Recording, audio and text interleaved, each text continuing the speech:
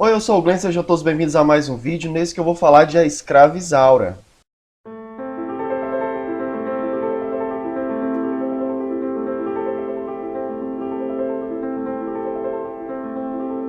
Esse é um livro tão famoso, ele vive por aí pelos vestibulares, sendo analisado. A página da Wikipédia da Escrava Isaura costuma ser bastante atualizada, acrescentada novas informações, novas análises, porque é uma obra realmente muito famosa. E não é famosa só hoje, porque o autor já morreu, ou porque é um livro que ficou na história da literatura brasileira. Porque da época de lançamento também foi um livro que fez bastante sucesso. Olha só, um livro que é publicado em plena época abolicionista, lá no final do século XIX, tratando de um tema sobre a escravidão e dentro de um romance sobre uma escrava branca que sofre represálias ali do seu dono, com uma certa vilania e com muita paixão pela beleza de Isaura. Seria a fórmula exata para o sucesso, para conquistar tanto o público. O próprio Dom Pedro II gostou muito da obra. E aí você pergunta, mas por que você leu, Glenn, se você já sabia de tudo isso? Realmente. Só que o interessante é que eu já sabia muitas coisas sobre a Escrava Isaura. Eu lembro que no ensino médio a gente tratou muito sobre essa obra, a gente conversou bastante em sala de aula, sabia da temática, enfim, mas eu não tinha realmente certeza se eu havia lido esse livro. Por isso eu li, resolvi reler, ler, não sei. E assim, é uma obra pertencente aí ao romantismo. Nós temos a descrição do cenário feito com um certo romance, com uma leveza e com umas palavras que hoje, se fossem usadas no dia de hoje, elas teriam uma conotação bem diferente para o contexto e a época em que eram utilizadas.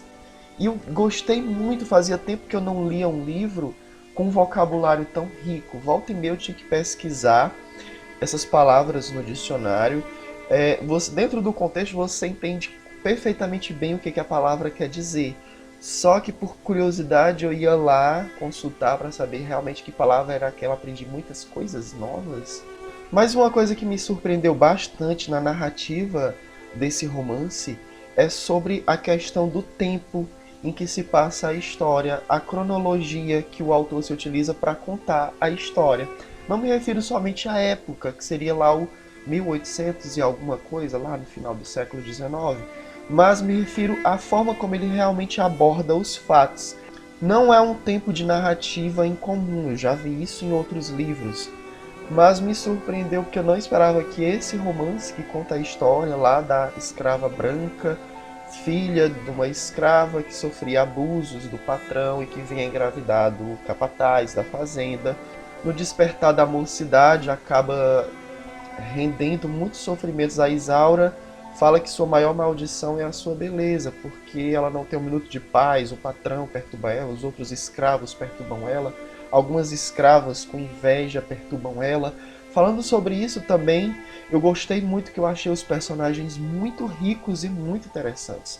Gostei demais dos personagens da história, não é à toa que virou adaptação para novela, porque dá para você realmente desenrolar e desenvolver a interação entre esses personagens. São personagens realmente muito ricos, que você realmente acredita que esses personagens existam ou existiram. E sobre o tempo da narrativa, nós temos aqui o desenrolar da história. Conhecemos a Isaura, se é apresentado de cara a Isaura, o ambiente em que ela vive, os patrões e tudo mais. Só que o autor volta no passado para explicar como que chegamos naquele ponto. Da mesma forma, que também me surpreendeu, eu não sabia que boa parte da história se passava no Recife, porque a Isaura foge. E quando a Isaura foge, ela está no Recife conversando com outras pessoas, o narrador volta para explicar como foi que ela conheceu aquelas pessoas. Da mesma forma, quando a Isaura é apontada na sociedade como uma escrava, o autor volta para explicar como que aquela pessoa de mau caráter chegou até aquela situação. Então eu achei essa forma de narrativa muito interessante, que o autor vai e volta para estar explicando coisas que justificam como que os personagens chegaram naquele ponto. Deu para entender? Então a vilania de Leôncio não tem limites, ele é apaixonado por Isaura, mas não é aquele amor bom de querer bem, é aquele amor de querer possuir. Da mesma forma, nós temos ali um jardineiro que é muito feio, que é apaixonado por Isaura e por vilania, já que o Leôncio se percebe assim. em determinado momento da história, que ele sabe que não vai poder ter Isaura, até porque ele sofre pressão para que se reconcilie com a esposa, né, com a família da esposa. Então ele propõe que Isaura, para ter a sua liberdade, se case com esse jardineiro que é feio. Ao mesmo tempo, o livro é uma denúncia aos abusos sofridos pela população escrava. O Bernardo Guimarães retrata verdadeiros discursos anti-abolicionistas nesse livro, e ele tenta colocar a escravidão como algo realmente hediondo, desumano. Nas falas dos personagens, ele faz essas pequenas denúncias, e para mostrar como que a escravidão era algo perverso, ele se utilizou justamente do artifício de colocar na trama uma escrava branca para perceber uma pessoa de finura, educada, que poderia perpassar perfeitamente como uma pessoa da alta sociedade digna de respeito, só que sofrendo os mesmos males da escravidão de outras pessoas só por serem negras e diferentes. Quem garante que os brancos é que não são realmente os diferentes? E de fato são, porque para a época eles é que realmente realizavam a maldade com outros seres humanos. E é assim que o Bernardo Guimarães conta uma história tão bonita, tão rica, que nos faz pensar, ao mesmo tempo nos encanta, nos emociona, porque Isaura conhece Álvaro, um rapaz rico que por ela se apaixona e que tenta de todas as formas, contra todas as possibilidades, ser o guardião da Isaura, o seu libertador.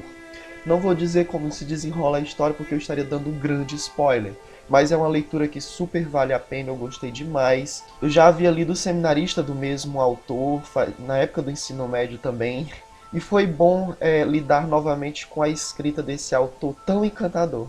E é isso. Sobre outras obras do romance, eu vou deixar aqui Yaya Garcia do Machado de Assis e o Razão e Sensibilidade da Jane Austen.